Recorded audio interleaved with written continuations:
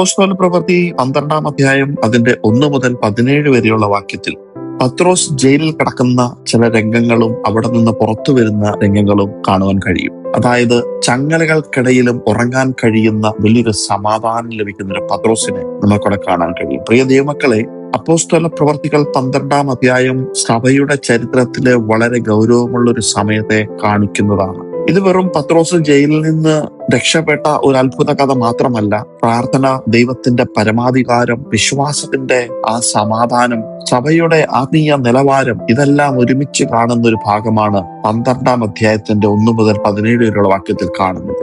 നമുക്കറിയാം, ഹെരോദാവ് സഭയെ ഉപദ്രവിക്കാൻ തുടങ്ങിയപ്പോൾ യോഹന്നാന്റെ സഹോദരനായ യാക്കോബിനെ വാളുകൊണ്ട് കൊല്ലുവാനിടയായി. അത് യഹൂദന്മാർക്ക് വളരെ ഇഷ്ടമായി എന്ന് കണ്ടപ്പോൾ ഹെരോദാവ് പത്രോസിനെയും പിടിച്ചു. പക്ഷേ ആ സമയം പെസഹ കാലമായതിനാൽ ഉടനെ കൊല്ലാതെ ജയിലിൽ വെച്ചു. പെസഹ കഴിഞ്ഞാൽ ജനങ്ങളുടെ മുമ്പിൽ കൊണ്ടുവന്ന ശിക്ഷിക്കാനായിരുന്നു ഹെരോദാവ് രാജാവ് പദ്ധതിയിട്ടിരുന്നത്. പത്രോസിനെ സാധാരണ കാവലിലല്ല, അല്ലെങ്കിൽ സാധാരണ ഒരു തടവറയിലല്ല വെച്ചത്. 4 കൂട്ടം സൈന്യങ്ങൾ അല്ലെങ്കിൽ സൈനികർ കാത്തു നിന്നിരുന്നു.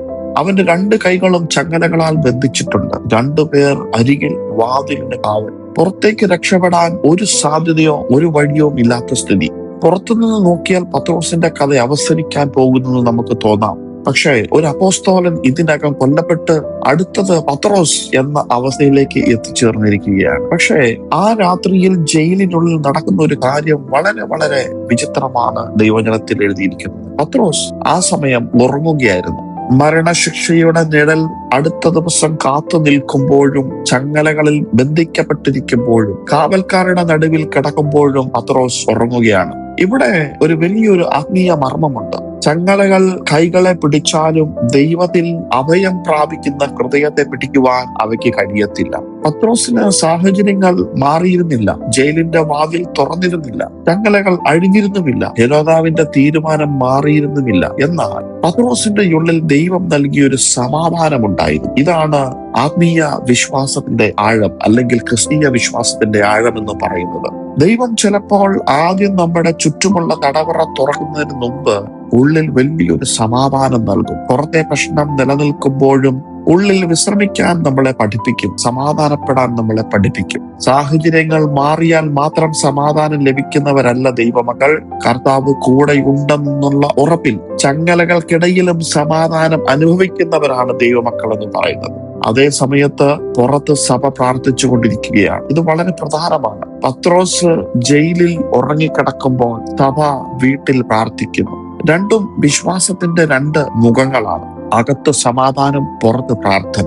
ദൈവത്തിന്റെ പ്രത്യേക ഇടപെടൽ വന്നപ്പോൾ ഒരു ദൂതൻ ജയിലിൽ പ്രത്യക്ഷപ്പെട്ടു. വെളിച്ചം, ഒരു വലിയൊരു പ്രകാശം ആ മുറിയിലേക്ക് കടന്നു. ദൂതൻ പത്രോസിനെ തൊട്ടുണർത്തിയിട്ട് ചങ്ങലകൾ കൈകളിൽ നിന്ന് ആ സമയം വീണുപോയി. പിന്നെ ദൂതൻ അവനെ വസ്ത്രം ധരിക്കാനും ചെരുപ്പിടാനും പുറകെ വരാനും ഒക്കെ പറഞ്ഞു. ഇവിടെ ശ്രദ്ധിക്കേണ്ട ഒരു വലിയൊരു ആത്മീയ സത്യം, ദൈവം ചെയ്യേണ്ടത് ദൈവം ചെയ്തു. ചങ്ങല അഴിച്ചു, കാവൽ കടത്തി, അല്ലെങ്കിൽ ആ ഇരുമ്പുവാതിൽ തുറന്നു കൊടുത്തു. പക്ഷെ പത്രോസ് ചെയ്യേണ്ടത് പത്രോസ് ചെയ്യേണ്ടി വന്നു. എഴുന്നേൽക്കണം, വസ്ത്രം ധരിക്കണം, ചെരുപ്പിടണം, നടക്കണം. ദൈവത്തിന്റെ അത്ഭുതങ്ങൾ മനുഷ്യന്റെ അനുസരണം ഒഴിവാക്കത്തില്ല. ചിലർ പ്രാർത്ഥിക്കും, പക്ഷെ എഴുന്നേൽക്കാൻ അവർ തയ്യാറാകുന്നില്ല. ദൈവം വാതിൽ തുറക്കട്ടെ, ദൈവം ആളുകളെ അയക്കട്ടെ, ദൈവം സാഹചര്യം മാറ്റട്ടെ, എന്നിരുന്നാലും ഞാൻ ചലിക്കില്ല എന്ന നിലവാരത്തിൽ ജീവിക്കുന്ന അനേകർ ഇന്നും നമ്മുടെ ചുറ്റുവട്ടത്തുണ്ട്. എന്നാൽ ദൈവം ചങ്ങല അഴിച്ചാൽ നാം എഴുന്നേൽക്കണം. ദൈവം വഴി തുറന്നാൽ നാം നടക്കണം. ദൈവം അവസരം നൽകിയാൽ അനുസരണത്തിന്റെ ചുവടുകൾ നാം വയ്ക്കണം. പത്രോസ് ദൂതനെ പിന്തുടർ ആ കാവൽക്കാർ കടന്ന് ഇരുമ്പ് വാതിലുകൾ സ്വയം തുറന്ന് പുറത്തേക്ക് ഇറങ്ങുവാനിടയായിരുന്നു. കുറച്ച് ദൂരം നടന്ന ശേഷം ദൂതൻ അങ്ങ് മാറിപ്പോയി. അപ്പോൾ പത്രോസിനെല്ലാം വ്യക്തമായി കർത്താവ് തന്നെ വിടുവിച്ചിരിക്കുന്നു എന്ന് മനസ്സിലായി. പിന്നെ അവൻ മറിയയുടെ വീട്ടിലേക്ക് പോയി. അവിടെ പലരും പ്രാർത്ഥിച്ചു കൊണ്ടിരുന്നു. പത്രോസ് വാതിൽക്കൽ വന്ന് മുട്ടി. ഒരു സഹോദരി വന്ന് അവന്റെ ശബ്ദം തിരിച്ചറിഞ്ഞു. സന്തോഷത്തിൽ വാതിൽ തുറക്കാതെ അകത്തേക്ക് ഓടി. പത്രോസ് വാതിലിന് മുന്നിലാണ് എന്ന് പറഞ്ഞു. പക്ഷെ പ്രാർത്ഥിച്ചുകൊണ്ടിരുന്നവർ പോലും ആദ്യം അത് വിശ്വസിച്ചില്ല. ഇതാണ് ഈ ഭാഗത്തിന്റെ മറ്റൊരു ഗൗരവമുള്ള മർമ്മം എന്ന് പറയുന്നത്. ചിലപ്പോൾ ദൈവം നമ്മുടെ പ്രാർത്ഥനയ്ക്ക് മറുപടി വാതിലിന് മുന്നിൽ കൊണ്ട് നിർത്തിയാലും നമ്മുടെ വിശ്വാസം അത് തിരിച്ചറിയാൻ തയ്യാറായിരിക്കണമെന്നില്ല. അവർ പ്രാർത്ഥിച്ചു, പക്ഷെ മറുപടി ഇത്ര വേഗം വരുമെന്ന് കരുതിയിരുന്നില്ല. പത്രോസ് പുറത്ത് നിൽക്കുകയാണ്. അവർ പ്രാർത്ഥിക്കുന്നവർ അകത്ത് സംശയത്തോടെ ആയിരിക്കാം ഒരു പക്ഷെ പ്രാർത്ഥിച്ചത്. ഇത് നമ്മളെ പരിശോധിക്കുന്നൊരു ഭാഗമാണ്. ഈ ദൈവജനത്തിൽ കാണുന്നത്. നാം പലപ്പോഴും പ്രാർത്ഥിക്കാറുണ്ട് എങ്കിലും ദൈവം മറുപടി തരുമ്പോൾ അതിനെ സ്വീകരിക്കാനുള്ളിൽ വിശ്വാസം ഉണ്ടോ എന്നും കൂടെ ശോധന ചെയ്യണം. ദൈവം പ്രവർത്തിച്ചു തുടങ്ങിയിട്ട് നാം പഴയ ഭയത്തിൽ തന്നെ തുടരുകയാണോ? പ്രാർത്ഥനയുടെ ഭാഷ അത് വലിയതാണ്, പക്ഷെ പ്രതീക്ഷ, നിങ്ങളിലെ വിശ്വാസം അതിപ്പോഴും ചെറുതാണ്. പ്രിയ ദൈവങ്ങളെ, ദൈവം നമ്മുടെ വിശ്വാസത്തിന്റെ പൂർണ്ണത കാത്തിരുന്നിട്ടല്ല പലപ്പോഴും നമുക്ക് വേണ്ടി പ്രവർത്തിക്കുന്നത്. അവന്റെ കരുണയാൽ, അവന്റെ കൃപയാൽ നമുക്ക് വേണ്ടി പ്രവർത്തിക്കും. സഭയുടെ പ്രാർത്ഥന പൂർണ്ണമായ ഒരു വിശ്വാസത്തോടെ ആയിരുന്നോ ഇല്ലയോ എന്നതല്ല അവിടുത്തെ കാര്യം. ദൈവത്തിന്റെ ഉദ്ദേശം പത്രോസിന്റെ ജീവിതത്തിൽ ഇനിയും ബാക്കിയുണ്ടായിരുന്നു. ഇവിടെ മറ്റൊരാളും വളരെ വളരെ ആഴമുള്ളൊരു സത്യം കൂടെ ഞാൻ പറയുവാൻ ആഗ്രഹിക്കുന്നു.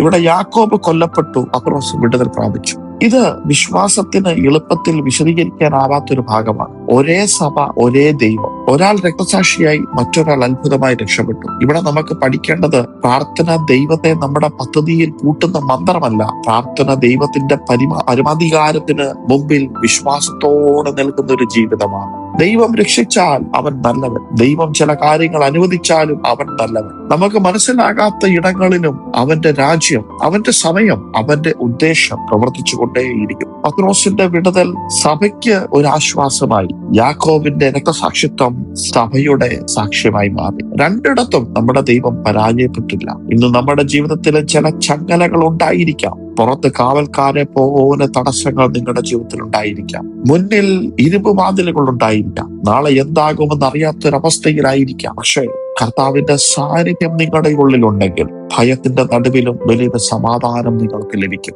ഇന്ന് ചിലർക്ക് ദൈവം ആദ്യം ചങ്ങല അഴിച്ചു കൊടുക്കും, ചിലർക്ക് ആദ്യം സമാധാനം നൽകും, ചിലർക്ക് ആദ്യം എഴുന്നേൽക്കാനുള്ള കൽപ്പനകൾ കൊടുക്കും, ചിലർക്ക് ആദ്യം പ്രാർത്ഥനയിൽ തുടർന്നു നിൽക്കാനുള്ള ശക്തി കൊടുക്കും. എന്തായാലും ഒരു കാര്യം ഉറപ്പാണ്, ദൈവത്തിന്റെ ദൂതന് ജയിലിന്റെ വിലാസം അറിയാം. ദൈവത്തിന്റെ വെളിച്ചത്തിന് ഇരുണ്ട മുറിയിലും പ്രവേശിക്കാൻ കഴിയും. ദൈവത്തിന്റെ കൈ തൊട്ടാൽ ചങ്ങലകൾ അഴിഞ്ഞു വീഴും. ദൈവം തുറക്കുന്ന വാതിലിനെ മനുഷ്യരുടെ കാവൽ അടയ്ക്കാൻ കഴിയത്തില്ല. പ്രിയ ദൈവമക്കളെ, ഇന്ന് നമ്മുടെ ഹൃദയം ഇങ്ങനെ നമുക്കൊന്ന് സമർപ്പിക്കാം. കർത്താവേ, ചങ്ങലകൾക്കിടയിലും ദൈവത്തിൽ വിശ്രമിക്കാനുള്ള ഒരു സമാധാനം എനിക്ക് തരണമേ. അവിടുന്ന് ചങ്ങല അഴിക്കുമ്പോൾ എഴുന്നേൽക്കാനുള്ള ഒരു അനുസരണം എനിക്ക് തരണമേ. നീ മറുപടി വാതിലിന് മുന്നിൽ കൊണ്ടു നിർത്തുമ്പോൾ അത് തിരിച്ചറിയുവാനുള്ള ഒരു വിശ്വാസം എന്നിൽ വർദ്ധിപ്പിക്കണമേ. എനിക്ക് മനസ്സിലാകാത്ത വഴികളിലും ദൈവത്തിന്റെ പരമാധികാരത്തിൽ വിശ്വസിക്കാനുള്ള കൃപ എനിക്ക് തരണമേ. ഇങ്ങനെ നിങ്ങൾ സമർപ്പിച്ച ദൈവം നിങ്ങളുടെ ജീവിതത്തിലും അത്ഭുതങ്ങളെ പ്രവർത്തിക്കുമെന്ന് ഞാൻ പൂർണ്ണമായി വിശ്വസിക്കും. ചങ്ങലകൾക്കിടയിലും ഉറങ്ങാൻ കഴിയുന്ന സമാധാനം അത് ദൈവത്തിൽ നിന്ന് മാത്രമേ ലഭിക്കത്തുള്ളൂ. അതുകൊണ്ട്